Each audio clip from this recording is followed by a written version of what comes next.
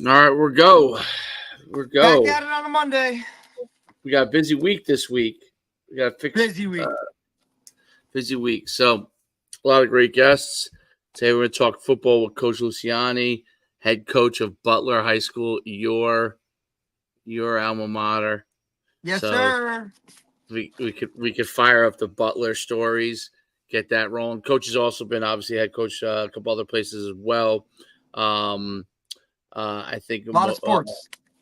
What's that? And a lot of different sports. And you A lot know of that. different sports. Yep, and we'll let him talk a little bit about that in a second. Group one ball. Yeah, of course. Yeah, we know that well, all of us. So crazy weekend as well, obviously. So some historic shit going on, bro. Yeah, with the president being shot at and. He made a nice cut, nice little head jab. That's unbelievable. That's like a Jedi warrior move right there. Straight Matrix status. Straight Matrix, unbelievable. But we could talk about that a little later. But without further ado, let's bring on Coach Luciani. How you doing, Coach? Gentlemen, thank you for having me on. Good to see both of you. Coach, appreciate you taking the time, bud. We know Good to have you on, Coach. We're excited. Luciani family runs deep as a football family, so definitely know it well. We're excited to have you on. You're head coach of Butler High School, but talk about your kind of your whole career and give us background from that. Everyone a background from that standpoint, and then we'll roll from there. Okay, so in high school, growing up, I grew up in Pompton Lakes, which is one town over from Butler. Grew up Little League baseball, youth football, wrestled a little bit, played a little bit of basketball. And when I got into high school, I concentrated on football and I did track. My dad was the head coach at Pompton Lakes when I was there. Coach, I remember you in high school, and I got a little surprise for you. Good. Oh, great. I don't know if I can share my screen or not, but I'll tell the story. And then you might be able to share your screen. Well, I could. Anyway, sure. I'll tell the story first, then you can tell me, Coach, if it's doable. Okay. So, what year were you? What year did you graduate Saddlebrook? 92. Yeah. Okay. So we played against each other. You wouldn't remember me. I was just a tackle, but I remember you. We were playing Saddlebrook, and we were having a real good season. And our coaches all week, we got to stop Schuman. He's the one guy who could destroy our perfect season. And we had all these adjustments in the game plan. And like the first play of the second half, you took it for like 60 yards on a sweep. And it's like burned in my memory having to go to the sideline. We told you we ended up winning the game, but you certainly hold a place in my memory for that play and the week building up into that play. So I remember you in track as well, Coach. You ran track too, right? Yeah, the hurdler. Yep. Yeah, hurdler jumper. You guys had a real good track team, and we did too. And it was going to come down to one of the distance races. And we had a distance runner named JP Donnelly. And you had a bunch of good distance runners, and you guys boxed them. You put a guy in front of him and a guy beside him, and he couldn't break out. You boxed him for the whole mile. I can't even remember if you guys won or lost, but those are my Schuman memories. I just wanted to share it. There you go, Coach. There you go, buddy. And I do have you queued up, Coach, on that touchdown. I got it saved up. If you could figure out how to share with me later, I'll let all your fans. Yeah, I would love to see it. I'll text if you let me see. Hold on. Let me see if I can. Oh, he's gonna try and figure this one out. I could share. You must see it, bro. I know he did a little high step too into the end zone. D-Rock. There's two things I know, Coach. This is two things that are facts from at least from when I was in Saddlebrook. One, we would always lose the Pompton Lakes in football, and two, we would always beat them in track. So those are the two facts. Those are two facts in football. No matter if I gain yards or not. That game, which I think was my senior year, it rained. I believe it was at Saddlebrook, and it rained. Oh well, thank God, because it wasn't going to be at Hirsch. It would have been underwater. Well, in the first half, you got I couldn't. I was running, and I had a couple of opportunities to break through, and you guys just got me. And but my socks were soaked. I took them off. I played with no socks in the second half.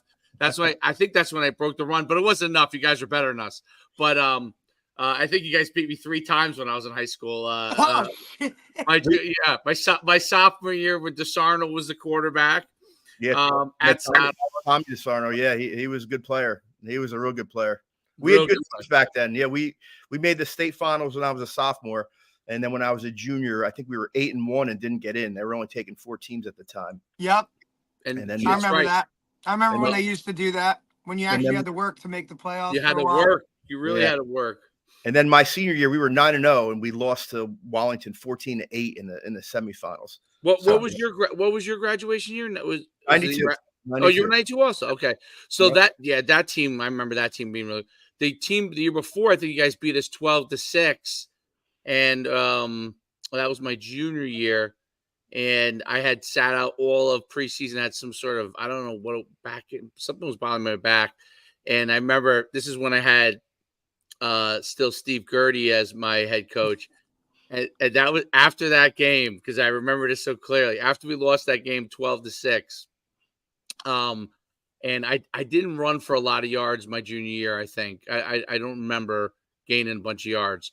And Coach Gertie went around. I don't know if you know who Steve Gertie is, but he was a long. By the time he coached me at Saddlebrook, like my first few years there, he was he was in his 70s. But he was like kind of like a legendary old school coach, like had been around, like Passaic Valley, I think was there forever. I think he was at a few places, won a bunch of games. By the time he got to us, he's a gigantic man. Anyway, he walks around as tall as I was as big as I was 6'1", like 220. He was 6'3", probably about 280. And at 73, he was 6'3", 280. Damn. So, yeah, he was a huge man. So anyway, he goes around the room after we were watching film. He goes around the room and just rips everybody. I mean, you could never do this stuff anymore. I mean, when I mean rips everybody, like you could not. He just ripped literally every single varsity player. And he got to me, and I was like, I thought he was gonna be like, oh, a little disappointed. He went on a tirade about me. And he started going, he said, everybody keeps saying, wait till you get Schuman, wait till you get Schuman. He's like, I had Schuman starting for 3 years and he ain't done shit for me. That was after my junior year game. That was our first game against you guys, because I think and then we had a bunch of injuries, but I think they believed that we were going to be really, really good. I think we ended up being 4-4, but they thought we were going to be great. The next, because Pump the Lakes was great that year. It was toe to toe. We lost 12-6. They went 8-1, and then we had a bunch of injuries, so we ended up being okay. But yeah, that's funny. I don't know how to cue this up. You may have to, maybe I don't know if you email it to me. I could probably pop it over. But I will definitely shoot you an email on our first break. But yeah, so anyway, my playing career, I was a mediocre high school football player. I was a coach's kid. I knew what to do. I hustled. I played, tackle, linebacker. I went to Glassboro. I got accepted to Glassboro State College. That's Rowan for all of you young guys. Rowan now, yes. Yeah, Rowan now. When I was the summer going into my freshman year, Henry Rowan made the $100 million donation to Glassboro. Not a bad donation though, bud. Yep. And they made the transition run. And I did not play in college. I was I'm 5'10". I was 180 pounds at the time. No way I was going to play tackle for Rowan, but I knew I was going to be a teacher. I knew I wanted to be a coach. And when I graduated from Rowan, my first teaching job was at Kinlawn High School. And I got hired in January of 97, I believe, or 98, January 98, to replace Bob Sawyer, who was the head coach at Kinlawn for quite a long time. Yep. Not as the head football coach, but just as a phys ed teacher. Right. And then I was there for that spring, and then they riffed me because I wasn't a lacrosse guy, and they wanted to hire a lacrosse guy. And at the time, John Byduk was the athletic director at Kinlawn, and his brother-in-law was Jimmy Smith, who was the superintendent at Butler. And he called me and he said, hey, my brother-in-law has an opening down in Butler. Why don't you go talk to him? We've had Coach Byduk on. Yeah. So I went to see Coach Smith. He said, all right, go talk to the athletic director. And the AD at the time was Pete Sandor. And Pete Sandor was moving on to Summit, I believe, if I'm not mistaken. And he was leaving, and Tom Hamilton is the phys ed teacher who I ended up replacing, was going to be the the athletic director. So Pete Sandor had me in his office and he said, "What will you coach here at Butler?" I said, "Sir, I'll coach just about anything. If you bring me on, I'll coach whatever you tell me to." He said, "Will you coach gymnastics?" I said, "Oh, yes, sir. I'll coach gymnastics." And he said, "How about girls basketball?" I said, "Yeah, I'll coach." "How about girls track?" "Yeah." He said, "Okay, go back up and see Jimmy Smith." He said, "All right, Sandor said you're good. You're coaching gymnastics, girls basketball, and girls track."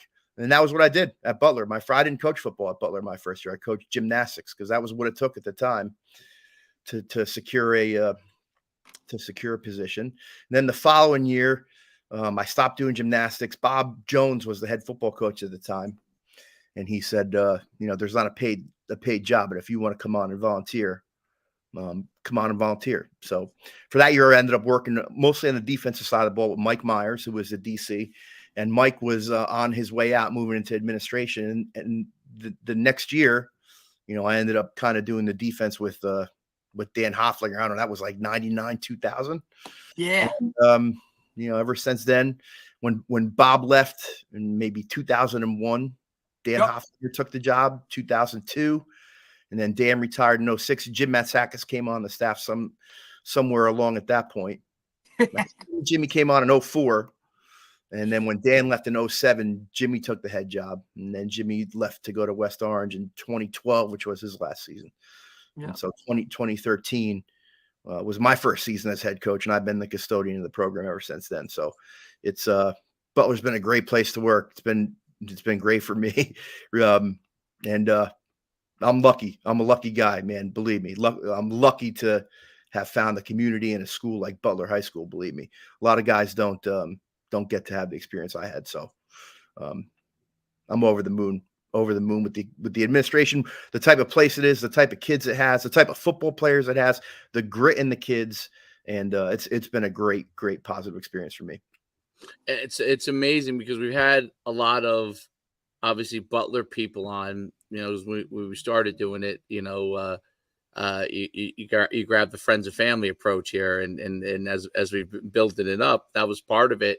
And Derek had a lot of people on that were either with Butler or had been with Butler or had a connection to Butler, basically, right? I would say for the most part, right, Derek? Yeah, and we've had Coach Mick on, or Montclair State, Smith or on, State, or By Duke, like some of these guys, all these guys that kind of have linked back or have helped me through the network.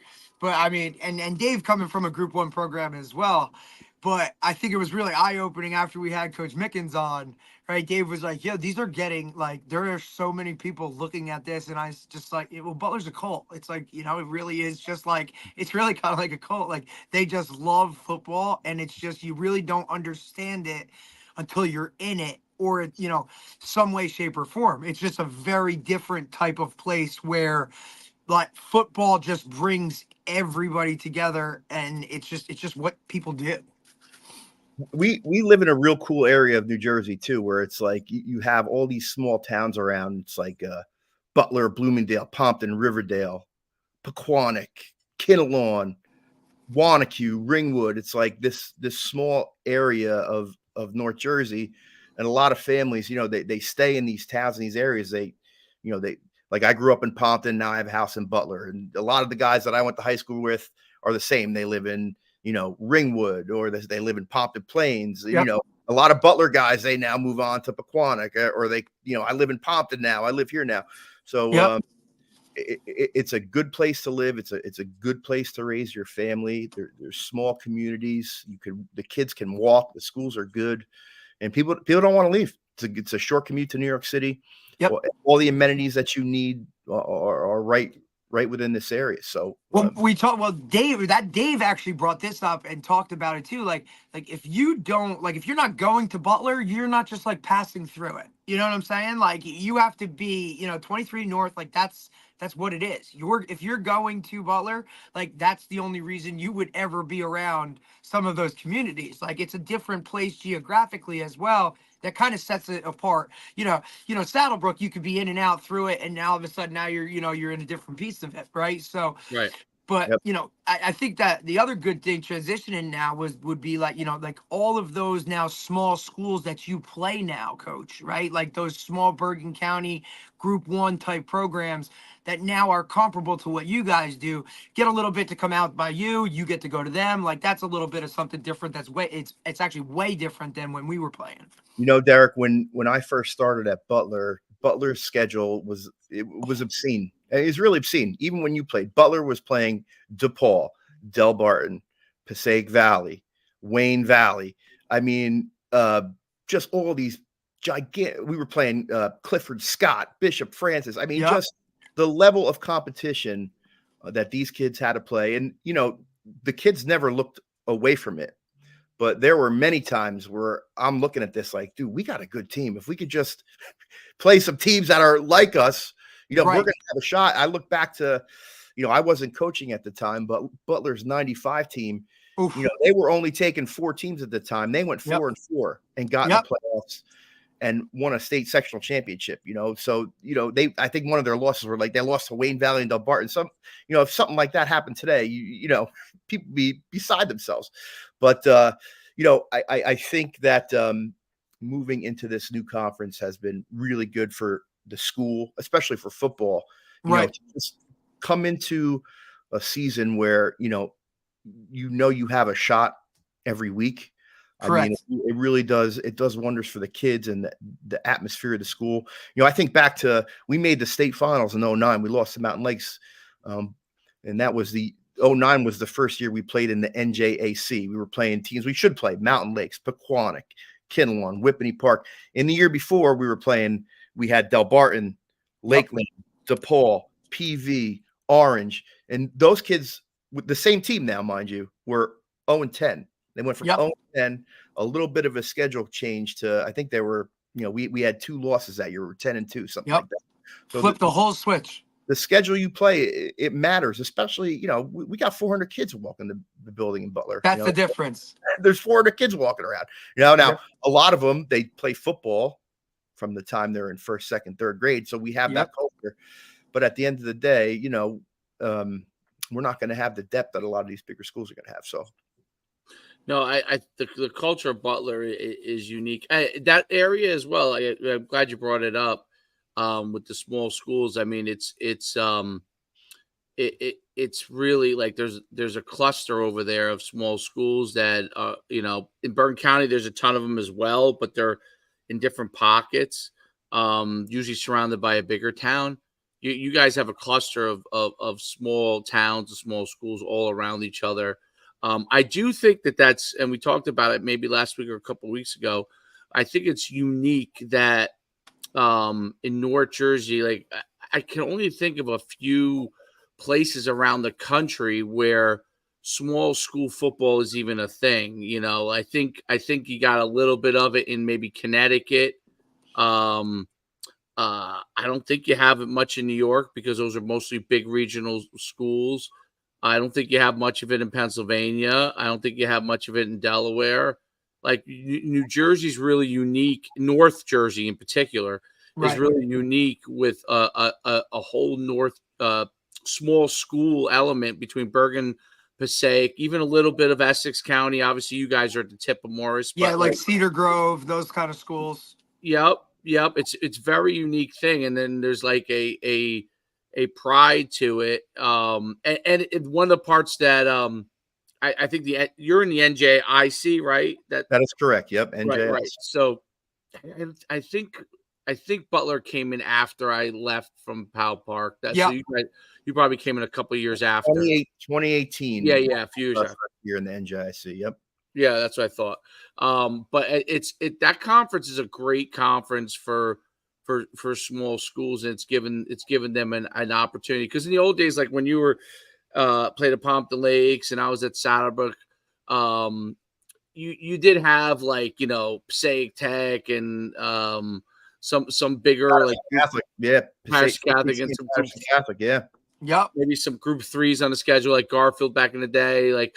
But as it's evolved, as football evolved, that was no longer, even if you beat those teams, it was no longer going to be good for the programs because of the fact that, one team had. I remember we when I was coaching at Saddlebrook, we had 26 kids total on the team. We beat Passaic Tech, but we had 26. They had 100 on the team. You know what I mean? Yeah. It was like, so you beat them. You won the battle, but did you necessarily win the war, right? Because of the fact that you might be beat up and all. Yeah. Those Did you even come out of it healthy? Oh yeah. I mean, especially Patterson Catholic in the end. The BPS, yeah.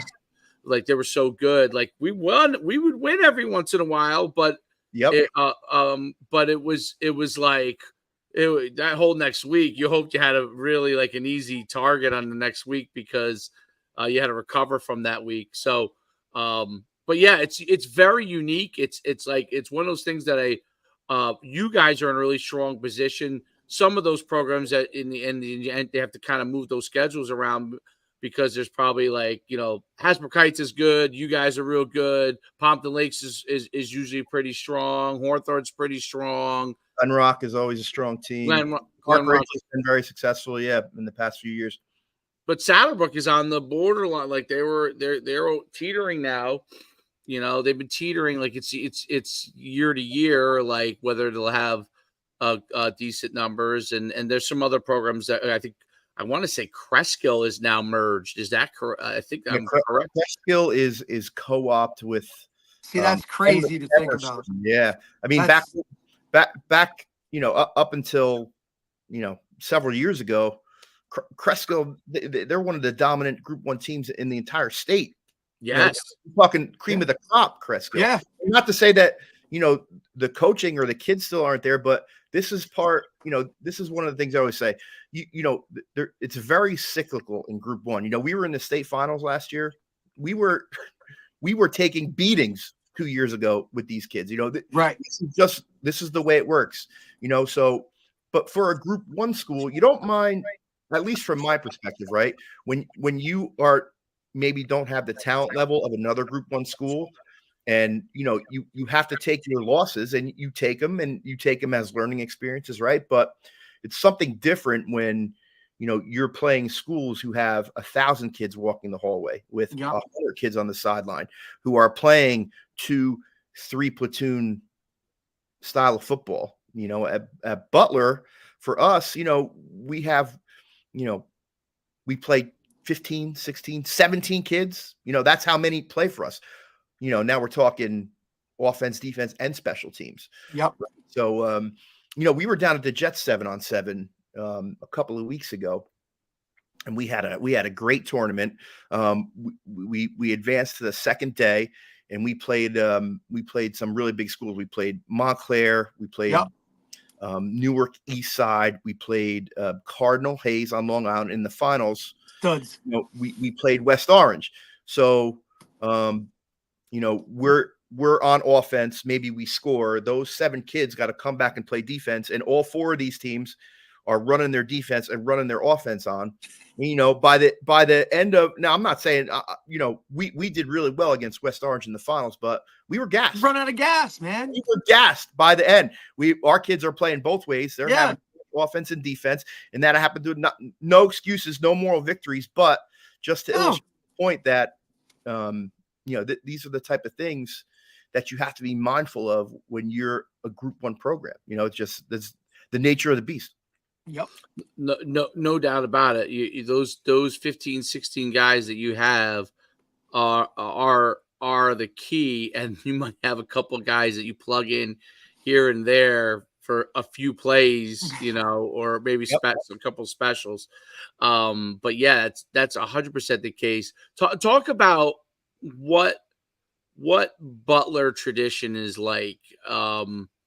Obviously as the head coach there, you're the person that's carrying the torch for Butler. What is that Butler tradition like? Well, first of all, the school is a place where the kids they know each other from the time they're in kindergarten all the way through 12th grade. And the teachers know who the kids are. So when you're walking the building, there's only, like I've said to you several times, there's only 400 kids. I know the face of every single kid. I know their first name. I don't always get to do it, but we make a habit in the building of trying to call the kids by name, say hello to them, hold doors for each other. Just if we've had teachers come from um, other districts coming, and they always say, I can't believe how nice these kids are. They hold the door for me. They say hello to me. These are just the things like that. When I try to tell people what it is actually like to work um, in a place like Butler, where the kids, I know in a lot of towns, a lot of schools, maybe where there's a little bit more money, um, you know, teachers can be kind of looked down on. Police can be kind of looked down on. Military, maybe not a career. When you live in this town or are from Bloomingdale, people who work in law enforcement, educators, the military, they're looked upon with a modicum of respect, where it's still, nobody is ever, not to say kids are not disrespectful, but you're viewed through a lens of a mentor and an educator, and kids are not disrespectful to that title. They don't want to let their parents down. They don't want to let their teachers down. And the word I guess I would use to describe Butler, Bloomingdale kids would be grit. They have they're gritty kids. They're not easily deterred. They know how to work through issues. Maybe they don't have everything that they want, but they know if they can work hard enough that they can get it somewhere in the point in their life. Everything is not handed to them. A lot of kids in school, if they want to have a car, their mom and dad don't buy it for them. They have to work. They got to pay their insurance. They got to pay their gas.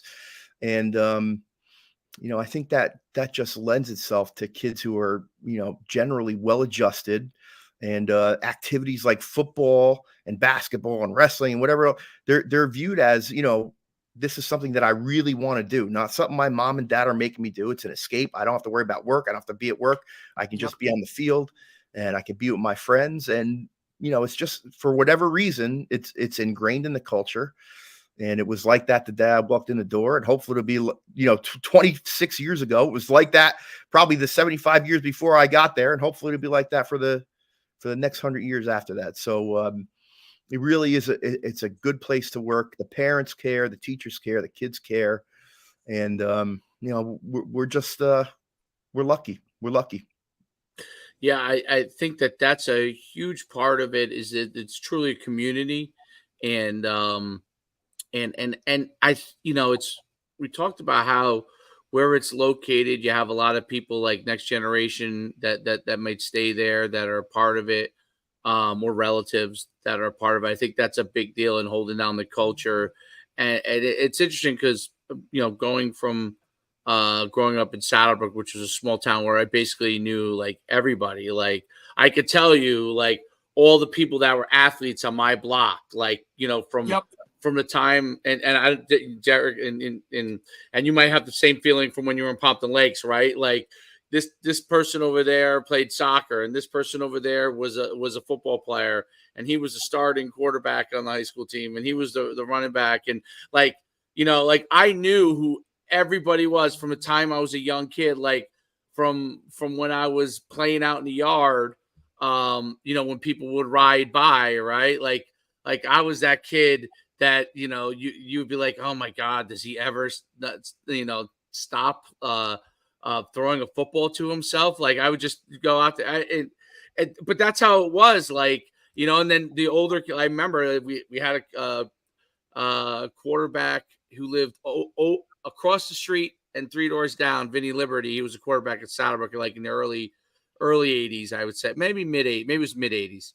And he would come over, man, and that was like, he was like in high school, and I was like a fourth, or I don't know what, younger kid. And he's like, you got to catch these passes. And he would just fire the ball at me, and I would just catch them, and I would be like, my hands would feel like they were going to fall off, And but that was like what shapes you, those kind of things shape you as a program, and that's what Butler has. Like they know who that person is across the street, down the block, and it's a key thing for developing the culture in the town. And Butler's been able to maintain that. That's what I think is the biggest difference. Is it's look, you, like Coach said, you have your highs and your lows of, hey, these guys, some years we're up, some years we're down, but when we're down, we're never really down. You know what I mean? Even numbers wise, it is what it is. And it always kind of just bounces back. And, you know, when you play as a young guy there, you know that eventually like things are going to happen. And then it's just like your team now. Like these guys were all starting as freshmen and sophomores. And now, okay, here we go, boys. Like now it's time. These are your year to kind of do your thing. And I think, like I said, you know, that was a nice showing at that 7-on-7. That was real big. But you saw it like, all right, you're going against the quarterback going to Bucknell. You're going against the receiver who's going to Syracuse. And those guys get to go to the sideline and grab a swig of water and towel off. And now all of a sudden, you know, that's what it is. You just burn out. It's no pun or no shame on those players themselves, but eventually, like, you're gonna burn out. That's why, like at Butler, I always took pride in the fact that, like, you know, we know we're never leaving the field. We got to train, we got to work that much harder, and we got to be more conditioned. We got to be in better shape so that in the fourth quarter, when those guys are, you know, still fresh, we got to be as fresh as we possibly can be because we're not leaving the field. And you got to go into it with that mentality. And that's where, Coach, you talked about the grit. And it's like, that's just what we are, who we are. It's always how it's been. Yeah, you know, Derek, it's ingrained in them. They have a superb youth program. We've talked about that too. Like right now, and I think that for you, that was one of the biggest things too, because like when I was growing up, it was Butler was one, Bloomingdale was another, right? So that was like the biggest rivalry ever as a kid growing up. Then I don't know, a couple years, I don't know how many years ago it's been now, when you took those two towns and now merged them into one youth program. Like now we're talking, you're really cooking with gas because now you're really could possibly be playing with the same dudes from first grade, rather than just freshman year when we got into high school. Like I thought that was just such a monumental move for you, like for you guys as now, you know, coming in, okay, these guys have already been playing together. Yeah, when I first started working at Butler, and obviously when you were there, Derek, it was the Bloomingdale Chiefs and the Butler Bulldogs, and they were competitors. And you know, my kids, we moved to Butler in 05. Right. When my son first started playing football, it was the organizations were still separate.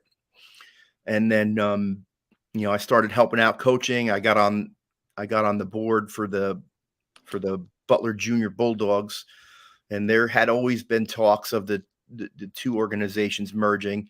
And then you know, my son's fourth grade year, I'm no good with math, but it really the talks really became serious. And you know, there was a lot of back and forth about what are we going to do, and eventually we were able to merge the two organizations into what that's amazing. It's amazing. That's amazing to get that done as the BBYC.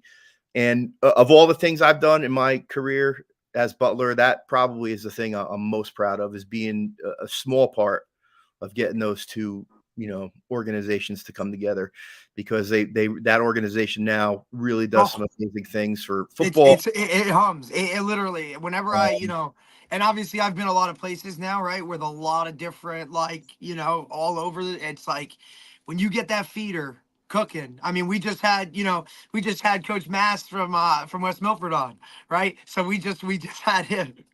And we just had him on. He's a freaking firecracker as always. I just saw Maz last week. You guys threw on Monday, I think, right? Yeah, threw on Monday. Yeah. He was trying to brag, but I told him relax. It's still West Milford at the end of the day.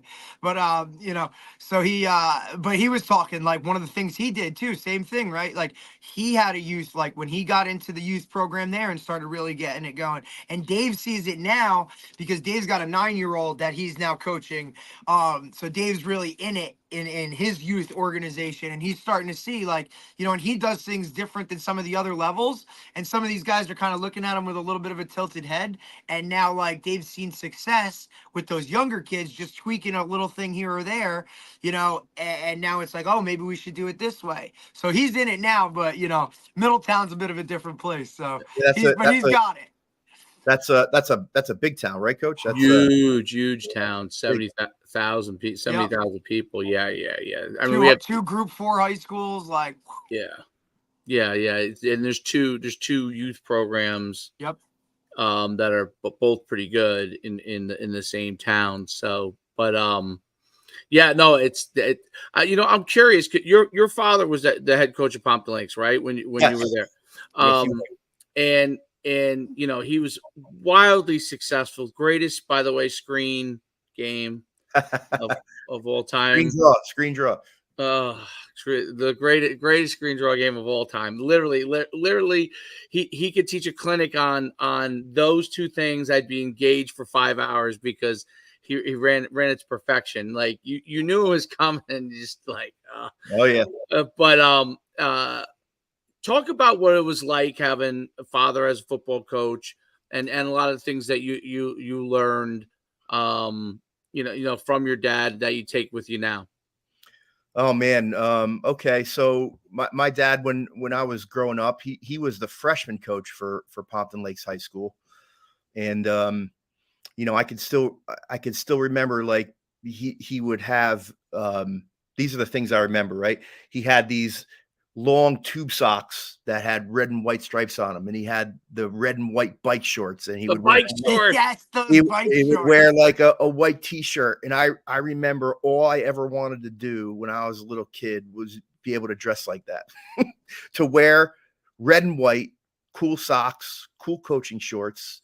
And then he would, when back in the day, there was no huddle or anything. So his job as the freshman coach would be to go out and he would scout on Saturdays while the varsity was playing. Well, he used to take me to the games. He'd let me hold the clipboard. He'd let me write little notes. And ever since then, that was all I ever wanted to do. I was the kid who was always so proud. Like, everything. I had friends in college who would call me Pompton. That was my nickname because I would just wear my Pompton gear all around Glassboro. You know what I mean? I just wanted to be affiliated with that school, and when I started at Butler, I had all kinds of that's just who I am. I to be part of an organization, to me, was the coolest thing ever, right? And so for me, now, and I want Butler kids to feel the same way about Butler, the way I felt about, my high school when I was a little kid, just to be prideful of where you're from and what everything's about, and that's one of the big things that, going back to my dad, that was ingrained in me from a very, very early age, to do things the right way, to, write things down. My dad's big thing was write it down or you screw up, so, write practice plans, write scripts, take notes when something's wrong, write it down so you can go back and fix it later. Attention to detail. Oh man, every step had to be done the proper way. Back to the screen game, like the left tackle, you have to count until 1001, then you release to the left, and your first step on the release has got to be so and so. And it was like that for every position, and it. On top of that was how to instruct kids how to do things the proper way. So and my dad was really good. He's really good at building relationships. My dad was for his educational career, he was a shop teacher. He taught wood shop and he taught metal shop and he taught auto shop. And he would, part of his job in the afternoons, he would do, the work study program. But back then it was called industrial arts, right? The kids who were going to go into auto trade or, they work in a factory or whatever. And he would go out and get those kids jobs and he would check on them throughout the course of the afternoon, whatever. And when I see the people who I see the most are those kids that he worked with. And they're always want to say, hey, tell your dad I said hello. He was really good at that very specific thing, building relationships and being non-judgmental. I mean, he would judge you on your football performance, but when it was all over, at the end of the day, you're back to just being you. And that's one of the things, playing for my dad was not easy, but when we were home, football was over, it was over. And then, when I moved to Butler, my son came and played for me, and I was hard on him, certainly on the football field, but, once football is over, it's over, so we can come home, we can do all those types of things. But so to do things the right way, to be proud of where you're from, to hold people to a standard for that organization, to understand that ultimately the organization is more important than you, right? I am a custodian of Butler. Butler was good before me. Butler is going to be good after me.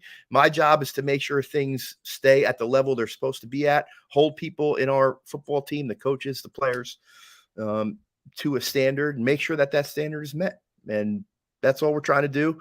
And, I've had a great experience, like I said, playing for my dad, and you'd have to ask my son if he had had as good an experience playing for me, but I'd like to think that he did. And my daughter went through the school as well.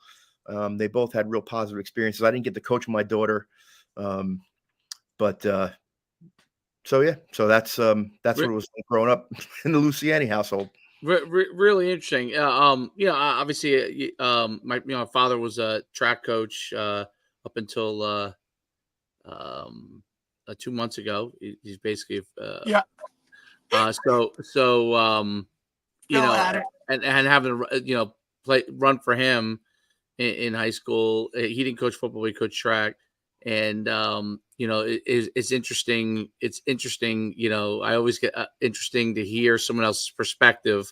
Right. Playing for their father and what that was like. Right. It teaches you certain things when you do become a coach. Like there's things you basically, it's not new to you because you've seen it your whole life. Right. So it's one of those things where you exactly right, Derek. You lived it. So when it's interesting. Now Butler's a great place, but and they understand that community aspect to everything.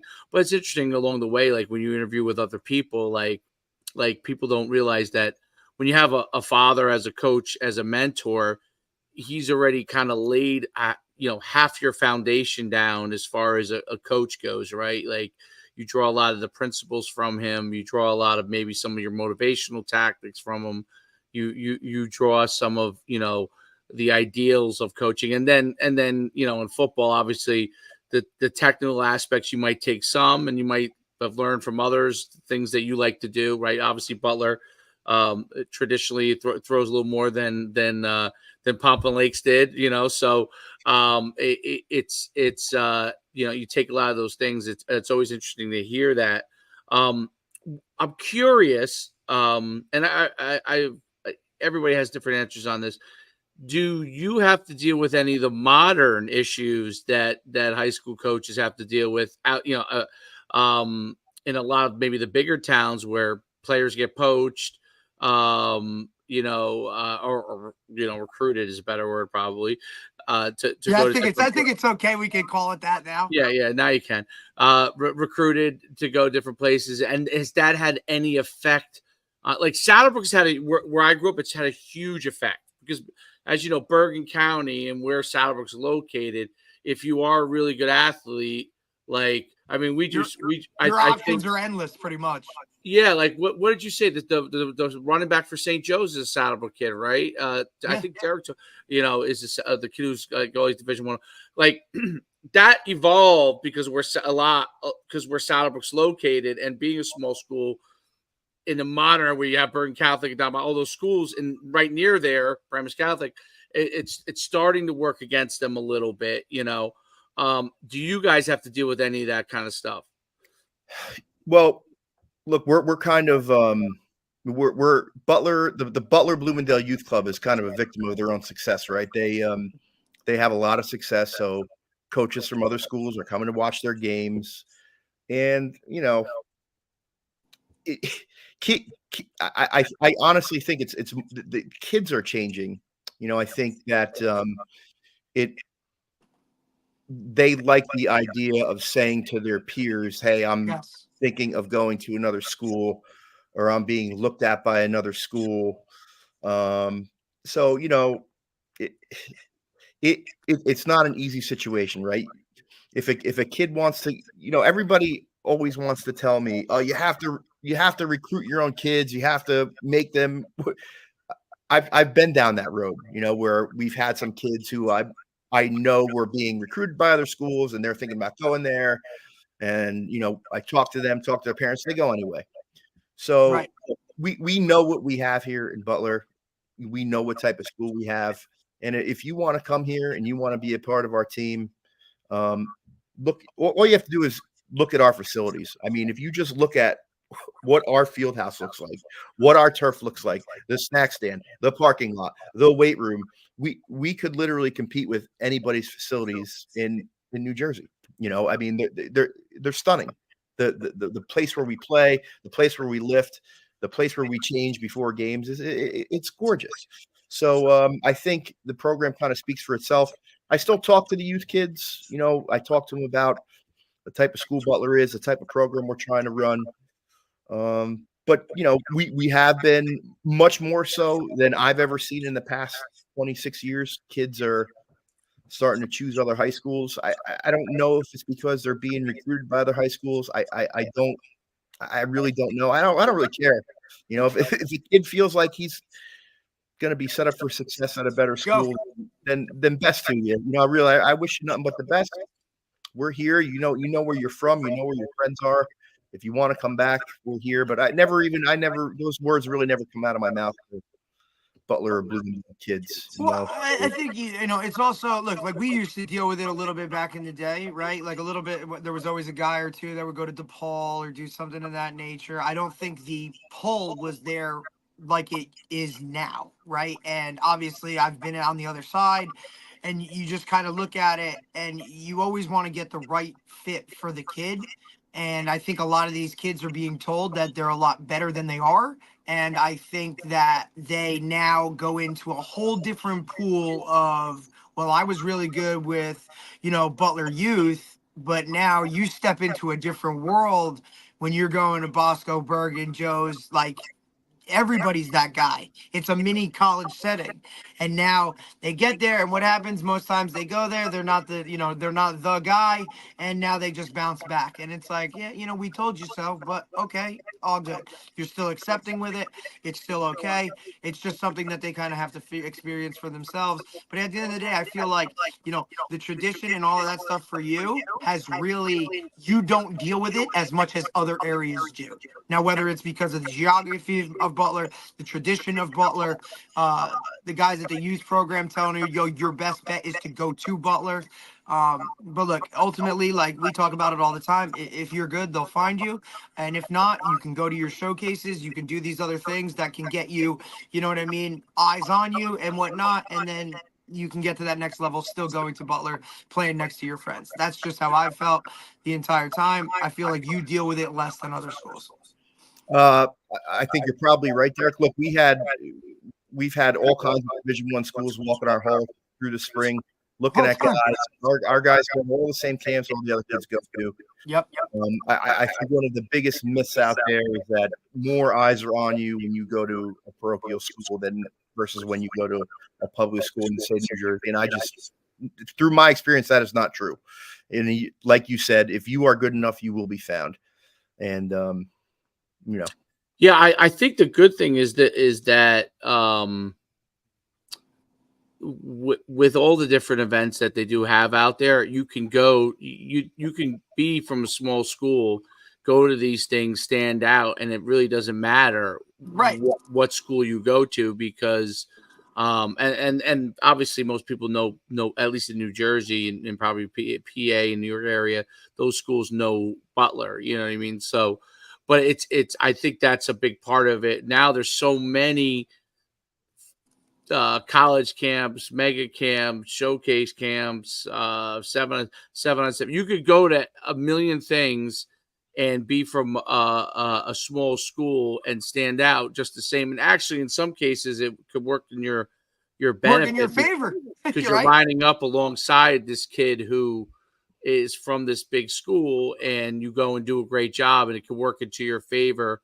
I think that's definitely it's very interesting what's I think, first of all, I think Butler, I think Derek's kind of right on this, in that you guys, you may have taken a little more of a hit than in the past, but the other schools that you play against are taking way more of hits. So it kind of keeps you kind of on the same 100%.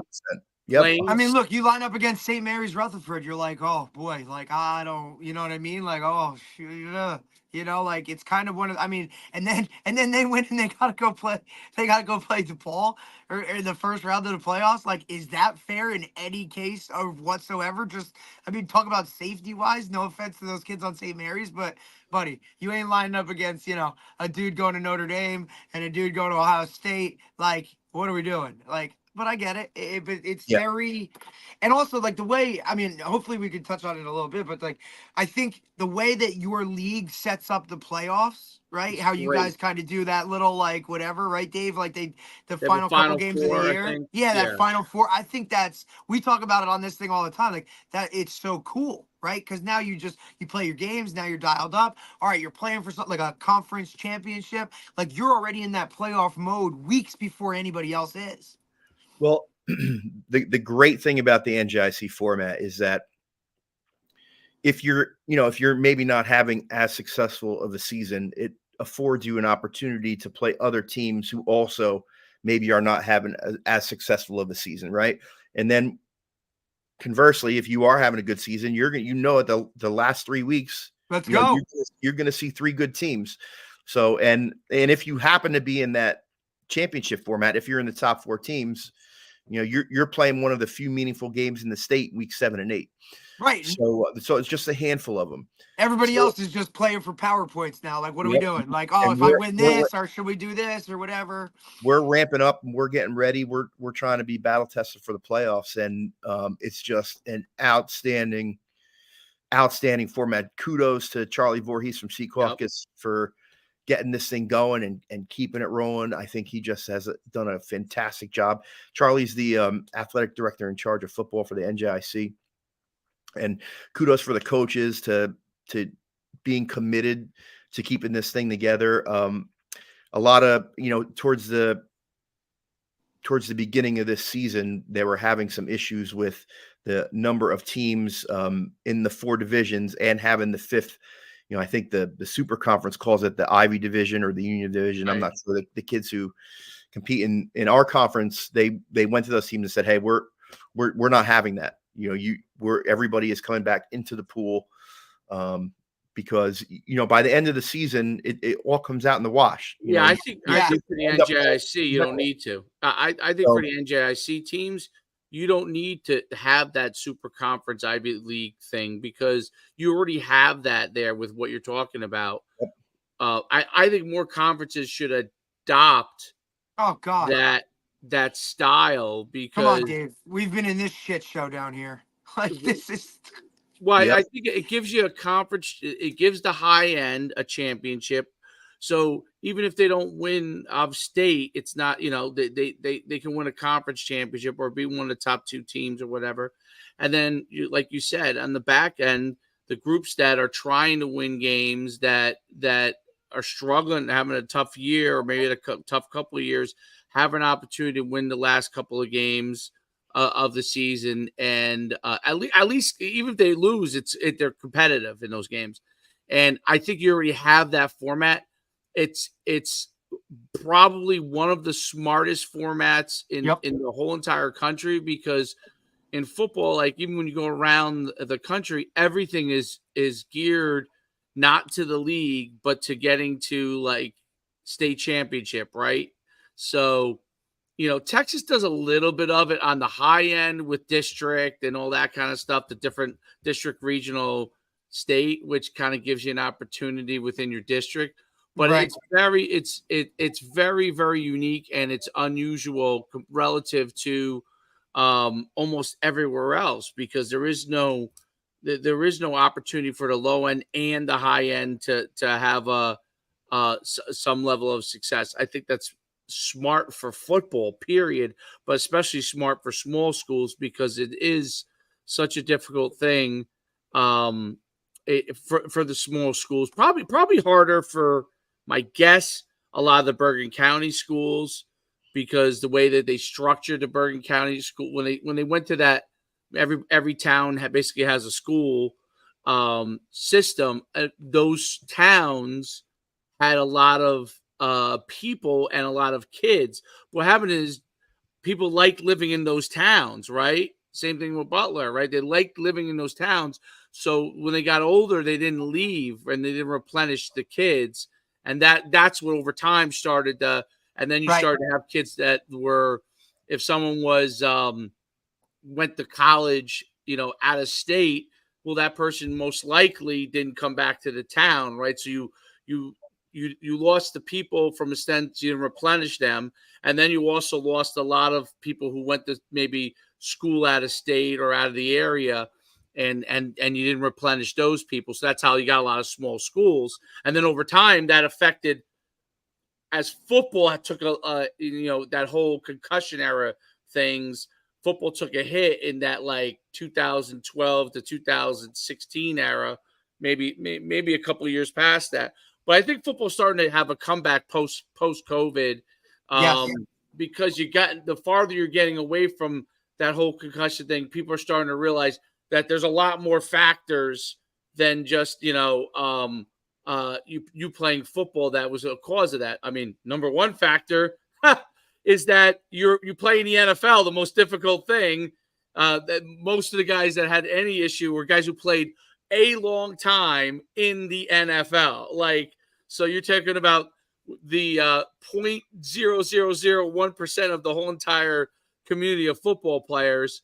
And that makes sense. If someone played till he was 35, I mean, when I was 35, I couldn't imagine playing in the NFL. You know what I mean? So guys are playing to 35 because they're so gifted physically, but they're still human beings like us, right? They're still taking the hits, and so that does have an effect. So I think as the farther we get out of that, the better off it becomes. But I think that what they're doing with the small schools, what Voorhees is doing, and what in the conference you guys are in is so spot on and is so good for those teams. And that's why they've been able to sustain for the most part, especially the better programs like yours, really been able to continue to sustain.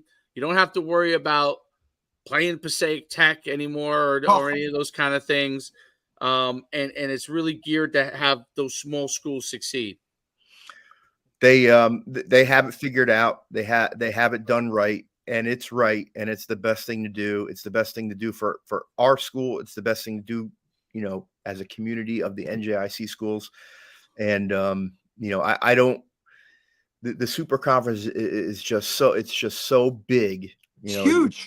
It's just gigantic, and I don't. When we went into the super conference in 2016, I believe was the first year of it, and within 2 years, we were looking to get into the NJIC. It just made sense for us. It's interesting being down here too, because when we're talking just football wise, like Shore Conference, it's the only conference in the state where, it's 1 year. You get a 1 year schedule, and then the next year we look at it again and we redo it. Like, you don't even get a home and home. I mean, my previous stop, like, we played at one school. We played at that school for 5 years in a row. Like, there's not even a home and home. So Right. That's the only thing I'd say about the Shore Conference that they could tweak was maybe, every 2 years flip flop and whatnot with it. But, I think there's like 40 something teams in here. You got 5 divisions. They added New Egypt this year, which is really nice because now all of the true group ones, which are only maybe 5, 6, can get a full schedule and then go find your 3. They include the privates that are down here, which are, Donovan Catholic, SJV, and RBC. But other than that, that's it. Everything's a public school. But for the most part, we're talking regionalized monster schools. Like, most of these towns, you're talking, have 2 high schools. Like, we referenced Dave with Middletown South and, Mid-North. I mean, historic programs, right? And then you have, Brick Township, Brick Memorial, big historic programs. A school like Southern Regional or even Central, which is like Seaside Heights.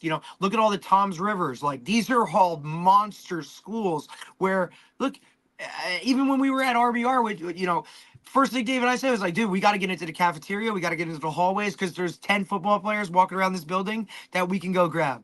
You can't do that at Butler. Like, that's not what those programs are. I think the other thing too, getting into that conference helped out all of the other sports as well. I mean, look, I remember playing basketball in high school, and Dave, we're talking like I had 1 win freshman year, 3 wins sophomore year, maybe 11 or 10 when we had, the greatest basketball player's brother on our team in the history of the school, Jess Smith, who was a stud. But then senior year 6, like we're going to go to Newark West Side and play basketball against these guys, or we're going to go to, Clifford Scott and play basketball against these big schools? Like, absolutely not. So I think it's helped out the other schools, the other sports as well at Butler. Back at that time, Derek, when you were playing, it would be fine to play West Side or Clifford Scott. Yeah, we were good. Once, but not both of them. Not on top of playing DePaul and Passaic Valley and Wayne Valley and Orange. It just, it took a toll towards the end, right? And it just kind of was what it was. Really, we never made excuses. We never made excuses, but the kids in Butler never make excuses. That's one of the best things about them. But it has been great. They've, for the most part, our sports have become more competitive, right, just about in every season by moving to the conference, because we're playing schools that are like us, like right. populations. And for you, I know like you can speak on it because look, you were girls basketball coach, head basketball coach for how many years? Now, then you went into wrestling, you're doing the wrestling head coach. You always did track, right? And I always tell Dave this, I always reference this story. I say, Coach L tried to get me to go to track. He made me run 1-400 and I walked right off the track, went home and said, I'm not coming back, dude. I'll see you in the weight room. Sorry, and it was like, okay, no harm, no foul. You're good. It's okay. Just be able to catch the ball when it comes time. But I mean, look, how many years you did that forever? You were doing 3 sports all the time at a high level. I mean, you took over the girls basketball program. I mean, we were tournament of champions, like 2,000-point scorers, like on the regular. And then you took that thing over and just continued it running. Then all of a sudden it's like, hey, now I'm doing wrestling. Okay, cool. Go coach wrestling. Butler wrestling was never a thing when I was there. Now we're talking guys going AC. We're talking titles all over the place. Like, you've done it multiple sports, coach. And whether it's growing up in a household with a father as a coach, like you were just able to, didn't matter what season it was. Like, we knew Coach L was coaching something. Like, that's just what it was. I appreciate that, Derek. And yeah, it's something I'm obviously really proud of the career I've built over the past 26 years with the girls basketball program, wrestling, track, football. And, I've been very, very fortunate in each of those sports. There has been exceptional, next level kids who could bring our team to those heights. I was there. I was the one facilitating, but it all comes off. Everything that has happened in my career has come off the sweat of some tough ass Butler Bloomingdale kid. So, and I only reference that because like Dave, like his son plays every sport. And for the most part, like, I don't want him to hear this, but he's pretty damn good at most sports that he freaking plays, right? It's just going to be a matter of which one is he really going to like totally fall in love with, and which one are, I think Dave and I can kind of like, push him in a little bit of a direction. You know what I'm saying? But he's very good at a lot of sports. And Dave gets to now, he's in that world where he coaches them in football. And then, they got basketball or track or the kids go to play soccer. Or now he's traveling on a baseball team. Like, and now Dave's around that. Right. And I just referenced it because like for one guy to be able to keep a high level, on each sport, whatever he was doing, and whether it was boys, girls, like it was the same level of expectation, the same level of like, here's how we do it, here's what it is, and a high level of success. So, that's like, I see Dave's kid too, he's high level on a lot of things, and getting coaching from guys in different sports and whatever, and look, it's kind of funny when Dave first asked, Dave's like, hey man, he's playing basketball, do whatever, I'm coaching like some basketball. I'm like, oh buddy, good luck. Basketball's a different world. I said, dude, like, you're in a small gym. I said, but if you want to reference somebody who was always a yeller and figured out how to control it in a gym, it's Coach L, man. Because he was able, football field, like I heard him from the booth, up top, and then basketball, now it's like, oh, that's the same dude. I got a big mouth, bro. I do. I got leather lungs. You could hear. No, you it's all hear good. Listen, I've been fortunate to coach with your father, play for you and coach with you, play with your or coach, be coached by your brother and then coached with him as well. Like, believe me, I know the Luciani's got some lungs, dude. Yeah, the yelling thing at the end of the day, it doesn't mean anything. I'm just trying to get my point across. Right. And if some feelings get grated, I always make sure I apologize after, because at the end of the day, we're all out here trying to win a game, get you better, and that's all that we're really doing. So it's never malicious. It's just an intent. Like, hey, dude, sometimes I got to take it up a level. So yeah, bro. now maybe your interest, like, come here. It doesn't mean yelling to me doesn't mean anything. Doesn't mean anything to me. You can yell at me till you're red in the face. All right, that's just the way I was raised. That's the way that I am, and it's one of the things I always say. Hey, listen, you need to know this about me. I'm going to yell. I'm loud. Yep. Sometimes a little bit abrasive, but if I'm not talking to you or if I'm not yelling to you, then you know that there's that's when you know there's a problem. When I'm not saying anything. Yes. To you. So. Well, we need more Pompton Lakes, Saddlebrook, Butler, old school stuff around. I think the world would be, and the kids would be in a little bit better place than we have now. Some of these kids that are going off the rails. I think there's a toughness to it. Look, you're in a place where obviously they're always going to be advocates if it's for it. It's unique. I hate saying it's unique, but it's like, isn't that scary to say that? Like, coaching hard is unique. Isn't that scared? It's one of the I've coached in places where you could still do it, but like Old Japan, they're still able to do that stuff, and Riverdale. Riverdale, even though DJ is a legendary coach, he's not. That's not him. That's not. Yeah. And I don't know at Riverdale if. Well, the dynamics of these towns we have were changed. there in 2004. Everybody, I was yelling when I was coaching with him in 2006. I was yelling, but I was there. I was basically there because he was more of the, he would get upset, but his volume was lower. I was there to raise the volume, basically. So, but now I think it's a little different there at Riverdale, where you kind of have to. It's a different place in the sense there's multiple towns, and you got Bergen Catholic in the backyard. It's a different. Old Japan is isolated a little bit, way up, kind of a little bit like what Butler, maybe in West Milford have, Lakeland, West Milford, we talked about that. Like isolated, isolated pockets. Yeah. Which is a good thing. Indian Hills, you couldn't.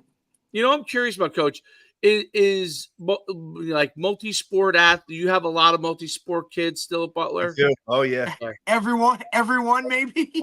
Just about. I think that's especially at a small school. The small schools that share their athletes win season to season to season. The small schools that are I only play this or I only play that, they suffer. They don't realize that they suffer because you could be taking the kid who plays multiple sports growing up, and that kid could be an athlete in 2 or 3 sports for you. So I think that's a huge thing because it helps football tremendously, in my opinion, because as the coaches all share athletes, it's hugely helpful to football because, when you get in a small school, if you're at a small school, I remember when I was at Powell Park, I had to convince them. It was one of the, that was a good thing. You can't, I told them, we were terrible in the beginning, and I said, we can't. None of you guys are going. You're all 4 and 22 because you all want to hoard the 5 kids you have. You know what I'm saying? Like, so instead of all of us being 4 and 22, why don't we share athletes and let's win some get games? 10 wins here, man. What are we talking about? And as they started to do it, somehow only when the benefit it was me, but. I thought everybody else would benefit. No, basketball that's why you were gone real quick once you basketball started winning, buddy. That's basketball why you were was gone. pretty good. But I definitely started to benefit. Basketball started to benefit. Track was always pretty good at those schools. But it has to be a philosophy. It has to be like It Like has that to be across the board. Everybody knew that, hey, man, over the if we're long not playing run. in a state final, the next day after Thanksgiving Day game, we're going to basketball practice, dude. And then when basketball, my class, not so much really, because we weren't really like baseball or track guys. That just was my class. But like everybody behind me was like, all right, dude, now it's spring, we're going to track. Or it's spring, now we're going to baseball. Like you transition to another sport. And if you didn't play 3, you definitely played 2. And that's just what it is, because I feel like too, like at a small school like that, if guys don't play multiple sports, you may just not even have enough for a team. Like you may have Right. to kill a whole sport, right? Which is why everybody's always like, why doesn't Butler have lacrosse? Why doesn't Butler have lacrosse? Well, Butler doesn't have lacrosse because if Butler had lacrosse, thered be no baseball or there'd be no track. The numbers just don't line up. You can't do it. Right. So, you know, a lot of a lot of other sports don't want to admit that football drives the culture of your school. How It many doesn't times matter. have we said it? It It does does. not It's matter coach. what school you're in. Football drives the culture of your school. Okay. So, you know, they understand this for whatever reason. They understand, right? When the football team is doing well, the culture of the school does well. When the football team does not do well, you know, it's always like, something about this year is just not right. Yeah, I know what it is. The football team stinks, right? Now, those years are few and far between for us, fortunately, right? So, you know, football is one of the few sports anymore where you don't have to play football all year to be a good football player, right? Correct. If you want to be like get a basketball scholarship or wrestling Dude. or baseball, you know, you got to play. You just got and you got to do those things. We fortunately in our sport, a kid could show up in August 1 and be the best player in your team. In other sports, it could happen, but it's really few and far between. So our philosophy, my philosophy that we've developed since I've been at Butler for 25 years is if you're going to be on our football team, you are either going to participate in another sport or you're going to participate in weight room. Otherwise, you can't be on the team. If you cannot commit to those are that's our like number one commandment. If you're going to be on this team, you got to be involved in something else. And I know other schools do this, and every one of them that does it, they're all successful. So sometimes, you know, we have a bunch of kids now who, you know, play football, basketball. You know, when there's a 5:00 basketball practice, they're lifting at 3:00, and then they go to basketball practice. That's what it takes. I remember getting a lift in before a game. I in was this like, day, you cannot have a good football team in this day and age unless your kids lift. That is like a prerequisite anymore. It used to be if you lifted, you were going to be good. Now you have to lift just to Have a be able chance. that's just like be able the to have a base, chance. like maybe. So there's if you're not gonna and you know, kids who want to play football, who really want to be there, they commit to that. That's it. I can name maybe 3 kids in the past 20 years who would have been good players for us, but could not make that commitment. They wanted to work. They wanted to do something else. That's fine. No, That's I okay too. appreciate you. You would have been a great player for us. No hard feelings. You go Yep. live your life. But it just does not jive with what we're trying to. But one of my philosophies on work has always been because there are kids sometimes that have those situations. I always say if you can Right, work like it coach, I gotta work, right? I Like I say gotta go to work. if you can work it out, if you can work out your situation, it will benefit you to work it out because you will be working the rest of your life. Of your life. So, but you only have one chance to play sports. Like, and then once that's gone, it is gone. Like it's a thing that, you know, kids don't while they're in it sometimes understand it. And they might have sometimes people are in situations, I get it, you know, where they need to make some money. And there are ways I've seen kids do it. Like I've seen kids work before they went to school, at night, you know, play. Listen, There are guys ways at to do Butler, it. we always figured out a way at Butler, Dave, whether it And was they do only figure it working out. on Sundays or whether, and They this is just figure the it type of town it was. And I can remember this, and this is a crazy story. Like Scott Brown was Gatorade player, best quarterback in the freaking state, breaking records, leading teams all over. Like this dude worked at the sandwich shop downtown on Sundays in the mornings. Like, hey man, what can I get you? Oh, you need an Italian hero? Okay, like that was what like he had to work, and he's the Yep. best quarterback like all over the place, right? And that was always like the viewpoint of how it was. And these look, the people in the community too are willing to like somebody needs a job or something like that. Hey, I got a job. He can work this time to this time. He can leave early, go to practice, or hey, I know he's got a commitment here and do like that stuff doesn't happen anymore. You know what I mean? Like that's what's another thing that separates Butler from it. It's just different like that. And one of the things that has helped us, I mean, electronic communication has really been huge in the past, 10, 15, 20 years, where, we make an agreement with all our kids. If you're going to miss, you have to put it in writing, and your parents can't do it for you. Nope. If your mom emails me that you're missing practice, it's getting deleted. You have to do it. You have to tell me why you're missing, and then it's excused. Coach, I have to work. My boss will not let me off. I have to leave weight room at 3:15. I cannot make practice. I'm going on vacation. No problem. Thank you for letting me know. But if it becomes a thing where, hey, where's Derek today? I don't know. Did anybody hear from him? He didn't email me. Okay, and then hey, Derek, you didn't communicate. Where were you? Okay, listen, the standard is you communicate. That's it. If it becomes a habit, we're going to have a separate conversation with your parents. And that, when I tell you that never happens, that never happens. I really like that. That's awesome. That's an awesome the way we do it. Yeah, that's all. I don't think I've ever. The onus is on you if you care Yeah, about I it. never this did much, that as head coach. That's really. Well, Dave, it's definitely something that's It changed has to since come you've from been the in player. I like that a lot.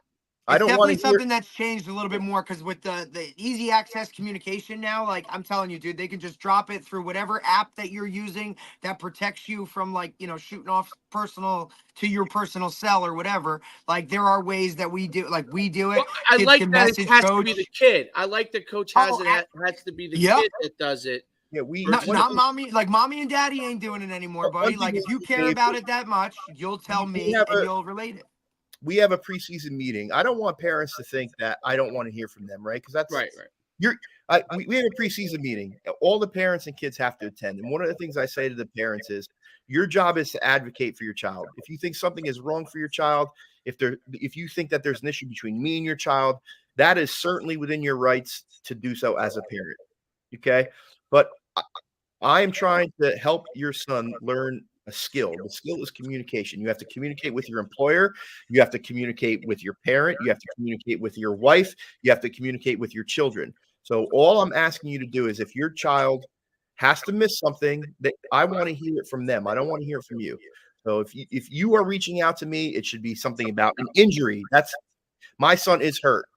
My son, I have a problem with my son's playing time. Any of that, that's fine. But when it comes to not being present, where it's their actual responsibility, I need to hear from them. I need to hear from them. And then, again, the parents, they want that kind of stuff. They embrace it. At least in our school, they say, okay. And I mean, You're helping them. You're helping them. Coach, I'm gonna be 10 minutes late. My shift got pushed back. I'm on vacation early this week, Coach. Just a reminder. And thank you for letting me know. That's it. And as long as we communicate, I don't have, again, it goes back to the step thing. I don't have the opportunity. It's not 20 years ago where I could say, oh, you're missing, you're gone. Right. Bro, I want Butler kids on my team. I want to have a community. I want it to be something that they want to be a part of. And I feel this has been really, really good for us. And the kids have been great. The parents have embraced it. The kids have embraced it. So that's one of our little tricks that we use. That's great. That's a great tidbit there. That really is. Now the tougher question is when a parent wants to take their kid away on vacation in the middle of your camp. My best guy's leaving Wednesday. We have a 7-on-7. You don't have to answer that, Coach. Do not answer that one. What you have to do there. You know what I said to him? I said, not a problem. Have a great vacation. I'll see you the first day of camp. That's it. I have a mom. My mom used to make me do stuff I didn't want to do all the time. It is what it is. We all have stuff we got to deal with. Yep. Every one of us has stuff we got to deal with. And that's what, hey, if a kid would come to me and say, my mom is me, I will say, I have a mom too. I understand. Go do what you got to do. And, I'm trying to build a relationship with the kids. No, it's fantastic. It is. It's fantastic. I mean, today's era, you have both the tough part and then the part that you have to be flexible on, and in order to build the program. I think you've got It's almost like you have to pick your battles. Yeah, pick your battles. Phenomenal handle. You can't fight every battle. I think that's the mistake that a lot of coaches make is they try to fight every battle, and you can't fight. And they always have to try and win, right? Like they always got to win it. Like I need to establish myself as I am the head coach. This is what happens, Dave. What do we always talk about? This is my 50 rules. Oh no, less rules, more parameters, right? Like because now I just feel like look, and we have always said this, man. Less rules. More right, because everything nowadays is basically a case-by-case basis. It is what it is. If you want to now lay out these if you miss this, you're sitting a quarter. If you're doing this, you're missing a half. Now you're screwing yourself because now like you got to stick to it. And if you don't, now it's like, well, your rules don't mean shit. And now everything comes, it's more parameters and case by case basis. Like it's not those old school, like this is how we do it. This is what it is. You got to be flexible, man. I think that's the biggest, misconception is like, oh, I have to be this way and firm and all that. Why you would want to argue with your own kids who are supposed to lay it out on the line for you and the team. Right. And that kid's going to do now what you asked him to do. Always escapes me, man. Back to the rules thing. I don't have written rules. We have standards. The standard is you communicate. There you go. Communicate. That's it. The standard is you lift if you're not doing a sport. That's the standard. That's it. If you don't want to live up to the standard, we help to try to bring you up to, we try to raise you up to that standard, and for the most part they do. That's all I'm trying to accomplish. That's exactly it. It's the standard is what is the most important thing. And then, because the thing you don't want to do is pigeonhole yourself as a coach because, it's always funny in the old days. He says, there's rules for all these people. And then all of a sudden the best player has something happen to him. And then now your rules go out the window. Your rules go out the window. That's why you don't need to have rules. You just have standards. And then you can apply what you need to on a case-by-case basis. Coach, it's been great having you on. Fantastic. Coach, thank you for having me on. Great to see both of you. You're gonna have to have you email me that clip so I could go back and think about when I actually could run faster. As soon as we jump off, Coach, I'm gonna drop you an email. You got it. Coach, have a great day. You, man. Thank you so much, awesome, buddy. Guys. Thank you. It's been phenomenal. Good luck, man. We'll talk soon. He's the best, dude.